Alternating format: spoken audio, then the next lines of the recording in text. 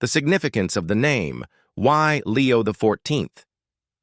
When the white smoke rose above St. Peter's Basilica, when the bells of Rome rang out, when the world learned that Robert Francis Prevost had become Pope, a single question echoed across the globe. Why the name Leo XIV? The choice of a papal name is not just a formality, it is a message, a declaration of values, a symbol of the path the new pope intends to follow. For centuries, the names chosen by popes have carried with them echoes of history, of faith, of triumph and tragedy. And with the name Leo XIV, Pope Robert Prevost chose to connect himself to a powerful, complex, and storied legacy. But what is the story behind the name Leo? What does it mean? And why would a man who had spent years as a humble missionary in the mountains of Peru, who had walked among the poor, who had comforted the suffering, choose a name that echoed the power and authority of popes who had ruled over emperors? To understand the significance of the name Leo, we must look back to the very first Pope Leo, who reigned in the 5th century, a time of chaos and fear. Pope Leo I, known to history as Leo the Great, was a man of iron will and unshakable faith. When the barbarian king Attila the Hun marched toward Rome, his armies a tide of destruction, it was Leo who rode out to meet him, a simple priest, standing alone before the most feared conqueror of his age. History tells us that Leo's words, his faith, his calm courage, convinced Attila to turn back, sparing Rome from the horrors of war. In that moment, Leo became a symbol of the Church's power, not the power of swords and armies, but the power of faith, of conviction, of a voice that could turn back even the tide of destruction. But Leo's legacy did not end with Attila. He was a defender of the faith, a man who spoke with clarity in a time of chaos, who defined the doctrine of the Church, who stood firm against heresy. For centuries, the name Leo carried with it the weight of strength, of courage, of a pope who was both shepherd and warrior. Centuries passed, and other popes would take the name Leo, each one a man who sought to connect himself to that legacy of strength, of leadership. Pope Leo III, who crowned Charlemagne as Holy Roman Emperor, transforming the papacy into a power that could crown kings. Pope Leo IV, who fortified Rome, turning the Vatican into a city of walls, a bastion of faith against the darkness of the Middle Ages. But perhaps the most significant of them all was Pope Leo XIII. Elected in 1878, Leo XIII was a man of vision, a pope who understood that the world was changing. The Industrial Revolution had transformed Europe. Cities grew crowded with factories and slums, and the poor were forgotten in the shadow of wealth. But Leo XIII spoke for them.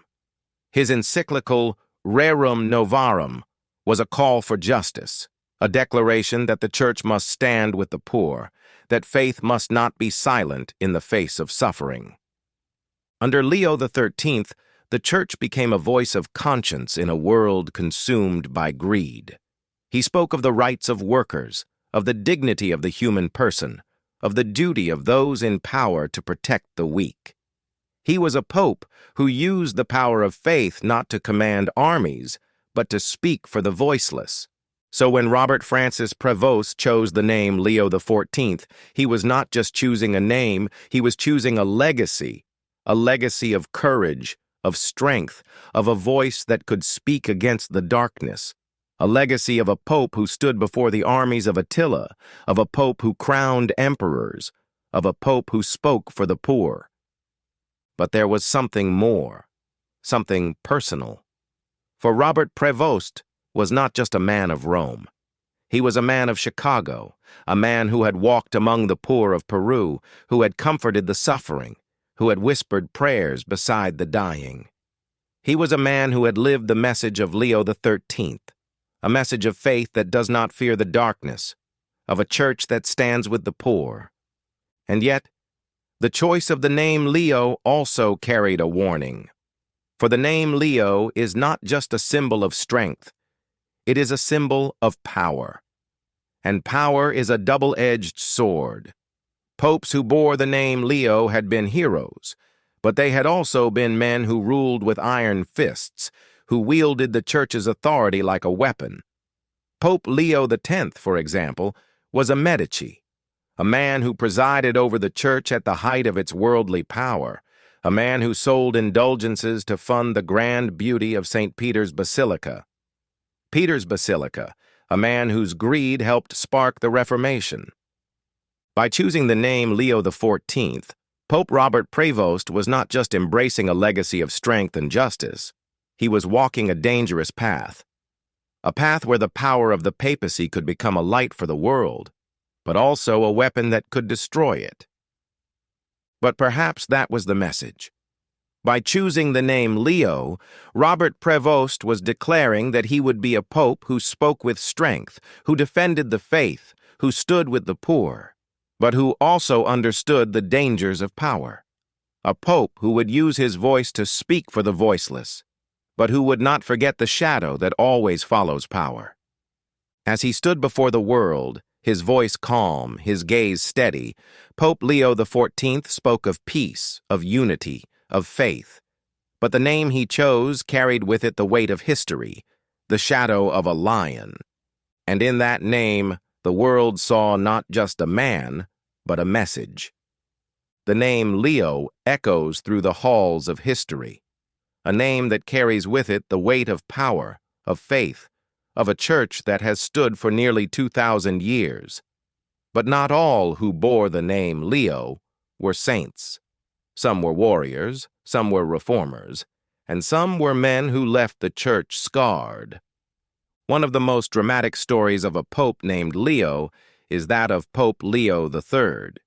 His reign began in the shadow of danger. In the year 799, Leo was attacked by a mob in the streets of Rome. His enemies dragged him from his horse, tried to blind him, to cut out his tongue. They were nobles who despised his rise to power, who saw him as an outsider, an upstart. But Leo escaped, fleeing to the court of Charlemagne, the mighty Frankish king. Charlemagne, a warrior king with dreams of empire, saw an opportunity. He marched into Rome, restored Leo to power, and in return, Leo crowned him Emperor of the Romans.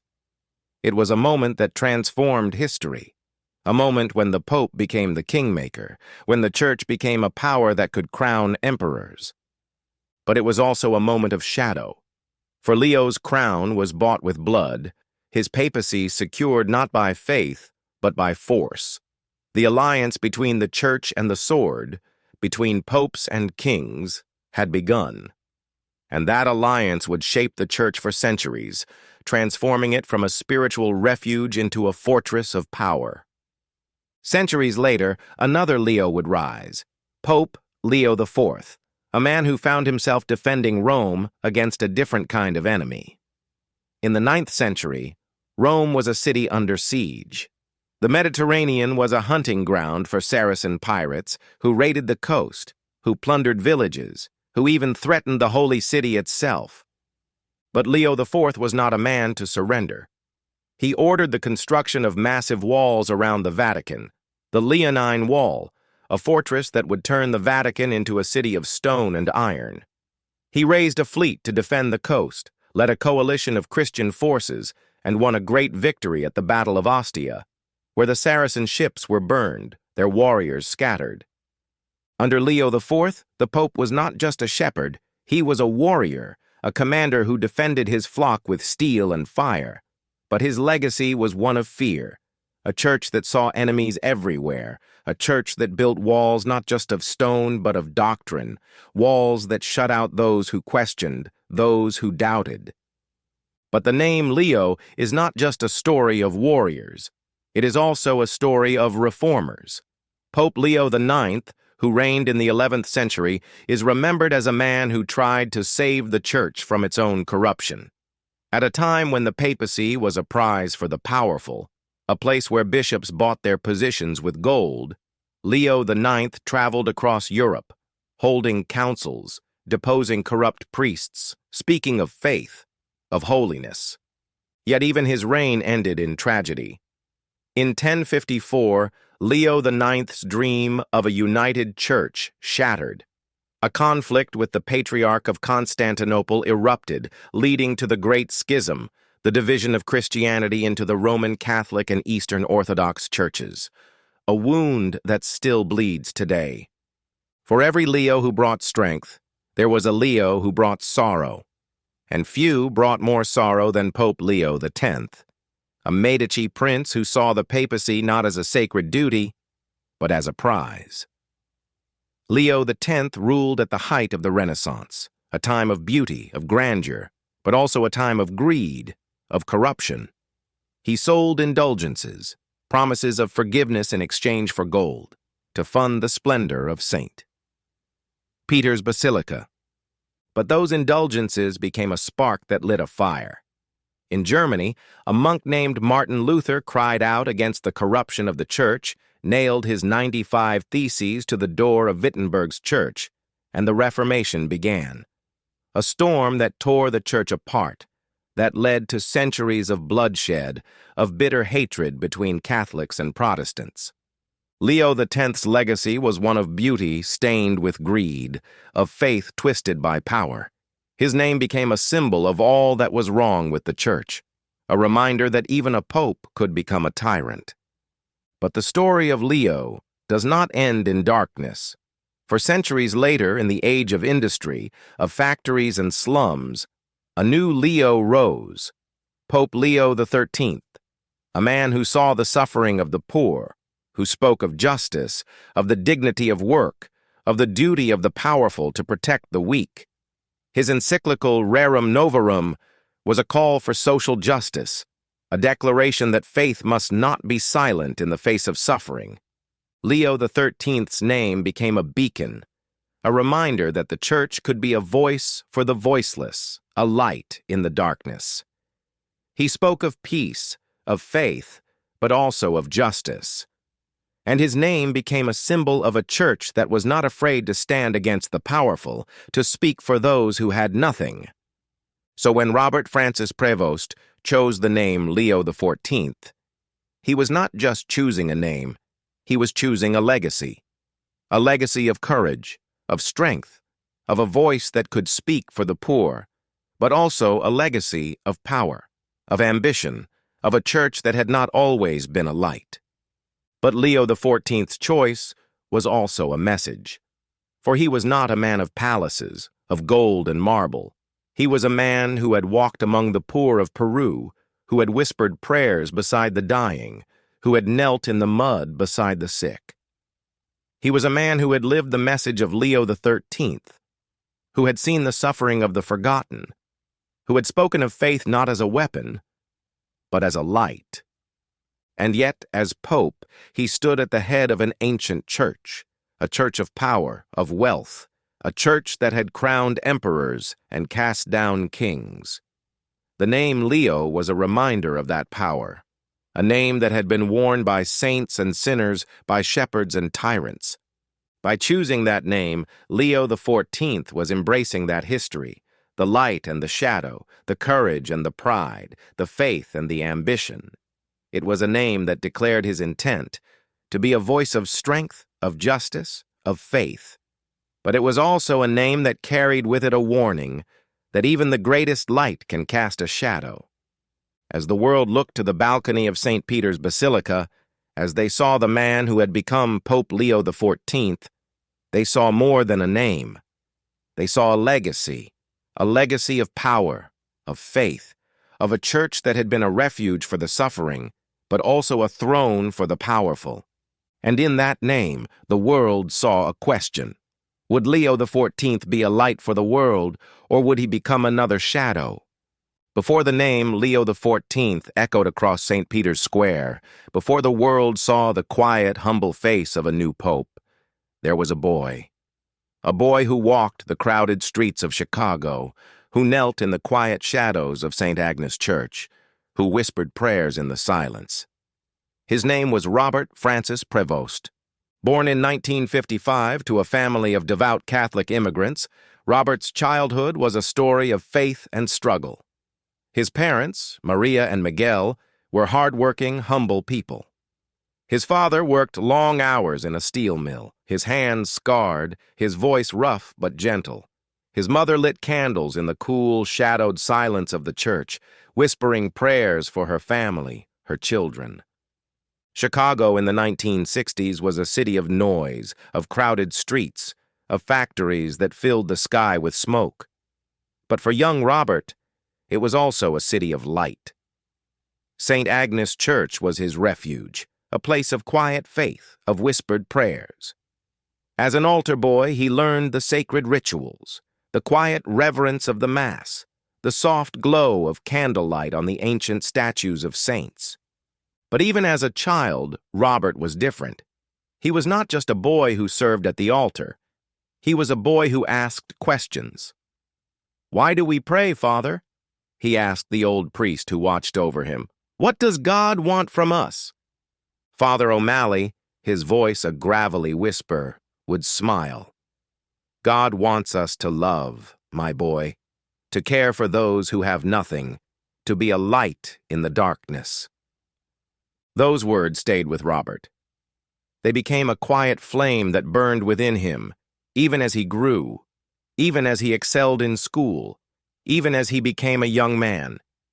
He was bright, thoughtful, a student who spoke of faith with a quiet passion, but who also asked hard questions.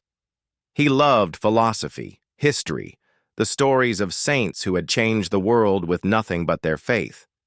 But for Robert, faith was not just something to be studied. It was something to be lived. At 18, he made a decision that stunned his friends, that left even his parents silent with shock. He would become a priest, but not just any priest. He would join the Augustinians, an ancient order dedicated to a life of service, of study, of community. In the seminary, Robert was not just a student. He was a light. He studied theology, philosophy, the history of the church. He spoke fluent Spanish, the language of his mother's whispered prayers, but he also learned Latin, Italian, and French. His teachers saw his brilliance, his quiet strength, but they also saw his humility. For Robert was not a man who sought power. He was a man who sought faith. But his faith was not a refuge. It was a call that would take him far from the crowded streets of Chicago, far from the cool shadows of St. Agnes. For the Augustinians needed priests, men who would serve not just in the grand cathedrals of Europe, but in the hidden corners of the world, men who would bring the light of faith to those in darkness. And so, in 1985, Robert's life changed forever. He was sent to Peru, a land of mountains and mist, of ancient ruins and quiet suffering, a place where the poor whispered prayers in crumbling chapels, where villages clung to the steep slopes of the Andes, where the forgotten waited in silence. For Robert, it was a world of beauty, but also of sorrow. He walked among the poor, his gentle hands bringing comfort, his voice a soft, steady whisper of faith. In the village of San Pedro, he became known as Padre Roberto, a man who walked barefoot on the mountain paths, who shared his meager food with hungry children, who whispered prayers beside the dying. But it was not just the poor who saw his light. The Augustinian order recognized his wisdom, his quiet strength. He was not just a priest, he was a shepherd, a leader. He became the head of the Augustinian missions in Peru, guiding young priests, leading his brothers in prayer, in service. For 2 decades he served in Peru, his voice a gentle whisper in the cold mountain air, his faith a quiet flame in the darkness. He spoke of God, but he also spoke of justice, of the duty of the powerful to protect the weak, of the dignity of every human soul. And even as he grew older, his silver hair glinting in the sunlight, his spirit remained fierce. But Rome saw more than just a kind priest. They saw a man of wisdom, of leadership, of quiet strength. In 2014, Robert was called back to the Vatican, appointed as the head of the Augustinian order, worldwide. His days were no longer filled with the quiet prayers of the mountains, but with the whispers of power, the grand, shadowed halls of the Vatican, the ancient corridors where faith and ambition danced a dangerous dance. Yet even in Rome, Robert was the same man. He spoke of faith, of humility, of a church that must serve the poor. He walked through the crowded streets of the city, blessing the sick, speaking with the homeless, his voice a gentle whisper of hope. And when Pope Francis named him the prefect of the dicastery for bishops, one of the most powerful positions in the church, Robert did not change. He remained a shepherd. But the world changed around him. The church was shaken by scandals, priests who betrayed their sacred vows, bishops who covered for their crimes. The faithful looked to Rome and saw not a refuge, but a palace of whispers, a place where faith had become a weapon, where ambition wore the mask of holiness. And in the shadows of the Vatican, the whispers grew. The world spoke of a church in crisis, of a faith that had lost its way. But they also spoke of a man, a quiet, humble priest who had walked among the poor, who had whispered prayers beside the dying, a man who spoke of faith without fear. When Pope Francis passed in 2025, the cardinals gathered in the Sistine Chapel, their crimson robes a sea of shadows and whispers.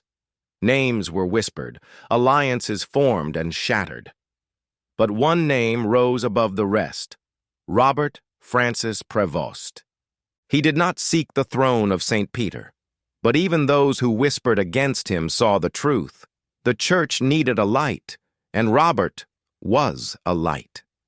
The ballots were cast, the white smoke rose, and the bells of St. Peter's Basilica thundered across Rome. And when Robert stepped out onto the balcony, his voice calm, his gaze steady, the world saw a quiet, humble man, a man who had walked among the poor, who had whispered prayers beside the dying.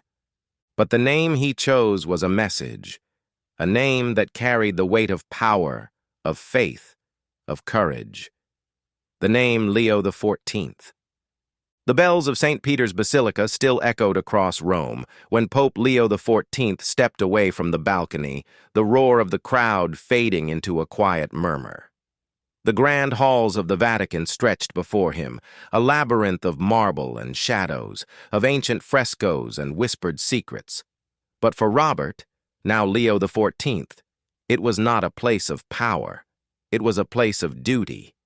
He had taken the name Leo XIV, a name that carried the weight of history, a name worn by popes who had crowned emperors, who had defended the faith, who had spoken for the poor. But it was also a name that carried a warning, a reminder that power could become a shadow, that even a pope could become lost in ambition. But Leo was not a man who sought power.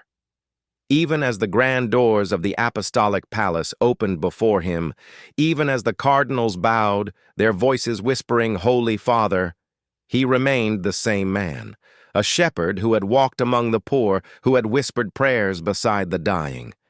Yet the world he now ruled was a world of shadows. The Vatican was not just a place of faith. It was a palace of power, where whispers could be as deadly as daggers, where ambition wore the mask of holiness. The Curia, the council of cardinals who ruled the church, were men of learning, of faith, but also men of pride, of wealth, of whispered alliances. As Leo XIV entered the grand hall of the Curia for the first time, the cardinals rose, their crimson robes a sea of color. But even as they bowed, he saw it. The flicker of suspicion in their eyes, the whispers that flowed like a hidden river beneath the words of loyalty.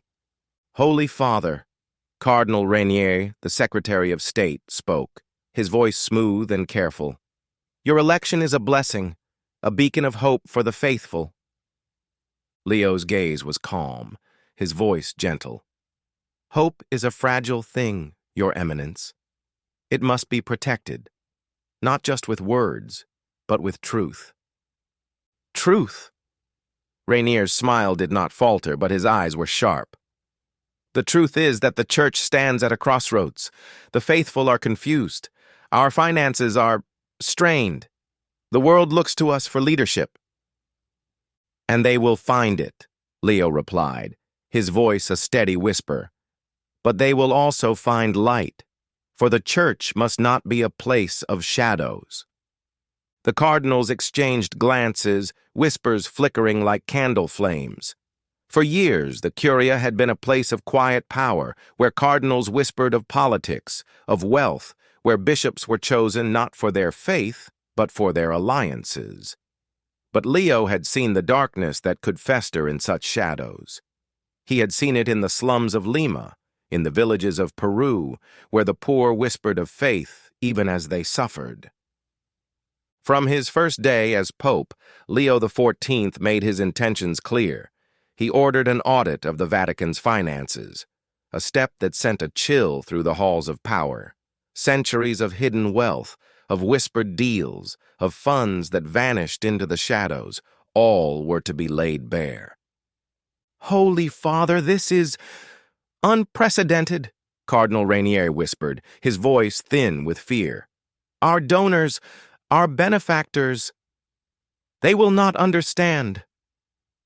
"They will understand truth," Leo replied, "and they will understand that the church is a light, not a shadow." But it wasn't just money that needed to be cleansed. For years, scandals had stained the church. Priests who betrayed their sacred vows, bishops who hid their crimes, whispers of abuse that turned faith into a weapon. Leo's voice was calm, but his words were sharp. The faithful must know that this is their church, a refuge, not a prison, a place of light, not of fear. He established a commission to investigate the abuse cases, to bring justice for the victims. Priests who had hidden in the shadows, who had used the church as a mask for their crimes, were stripped of their robes, brought before the law. Bishops who had covered for them were removed, their titles a whisper of shame. The world watched with shock, a pope who spoke of truth, who tore away the shadows that had hidden in the sacred halls. Some whispered of him as a saint, a man of faith who feared nothing, but others saw him as a threat. In the Curia, the whispers grew louder. "He is destroying the church," one cardinal hissed, his voice a fierce whisper. "He speaks of light, but he brings chaos." "Chaos?" Cardinal Rainier's voice was a cold murmur. "No! He brings something far more dangerous, a mirror. And in that mirror, we see ourselves." But Leo was not a man who feared whispers. He walked among the faithful in the crowded streets of Rome, blessing the sick, speaking with the homeless, his voice a gentle whisper of hope. He spoke of peace, but also of justice, of faith, but also of truth. And yet, even as he brought light to the shadows, the darkness watched. In the shadowed halls of the Vatican, in the quiet rooms where power whispered, there were those who saw in Leo not a shepherd, but a threat. One night, as the rain lashed against the windows of his private study, a letter was slipped beneath his door. No seal, no signature, just a single sentence written in sharp, cold ink. "Even a light can be snuffed out." Leo read the words, his face calm, his hands steady. He had walked among the dying, he had buried children in the mountains of Peru, he had whispered prayers beside the suffering. Fear was a shadow he had long since conquered. But he was not blind. He saw the shadows that moved within the Vatican, the whispers that echoed even as he spoke of light. He knew that the path he had chosen was a dangerous one, a path where faith could become a weapon, where even a pope could become a prisoner. But he also knew his duty, for he was Leo XIV, a name that spoke of strength, of courage, of faith that did not fear the darkness. A name that carried with it the light of Leo XIII, who had spoken for the poor, but also the shadow of Leo X, who had sold faith for gold. As he knelt in the quiet shadows of his private chapel, his voice a soft whisper in the darkness, Leo prayed, not for safety, but for strength. Lord, let me be a light, even if I must burn. The world saw a pope who spoke of truth, who stood with the poor, who challenged the powerful. But in the shadows of the Vatican, the whispers grew louder. And somewhere, hidden behind the ancient walls, a hand reached for a dagger, not of steel, but of words, of lies, of betrayal. For Leo XIV was not just a pope, he was a light in a place of shadows, and even a light can be snuffed out.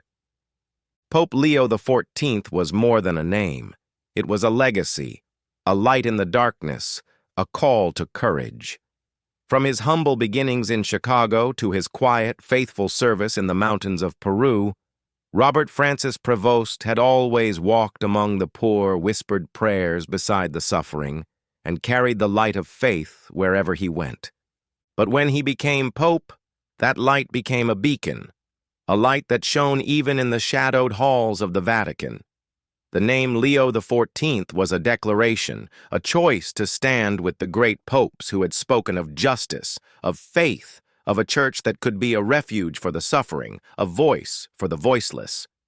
It was a name that carried the courage of Leo I, who turned back the armies of Attila, the vision of Leo XIII, who spoke for the poor, but also the warning of Leo X, who drowned faith in wealth and power. But Leo XIV's choice was more than just a connection to history. It was a message. In a world where faith was too often twisted into a weapon, where power whispered in the darkness, where the poor were forgotten, Leo XIV spoke of light. He spoke of a church that did not hide in shadows, a church that did not fear the truth. But his light cast shadows. Those who whispered in the darkness, who profited from fear and lies, saw him not as a shepherd, but as a threat. They whispered against him, they forged lies, they struck with words like daggers. But even in the darkness, Leo did not falter. For he was not just a pope, he was a shepherd. He was a man who had walked among the poor, who had whispered prayers beside the dying, who had knelt in the rain beside the wounded. He was a light in the darkness. And in the end, even as shadows closed in, even as whispers threatened to drown his voice, Leo XIV remained true. He spoke of faith, of justice, of truth. And the world saw not just a name, they saw a light that refused to be extinguished. Thank you for watching this powerful story of Pope Leo XIV, a man whose name carries the weight of history, but whose faith shines like a light in the darkness. If this story inspired you, please don't forget to comment below what the next story you would love to hear from us, because history is more than dates and names. It is the story of light and shadow, of faith and courage.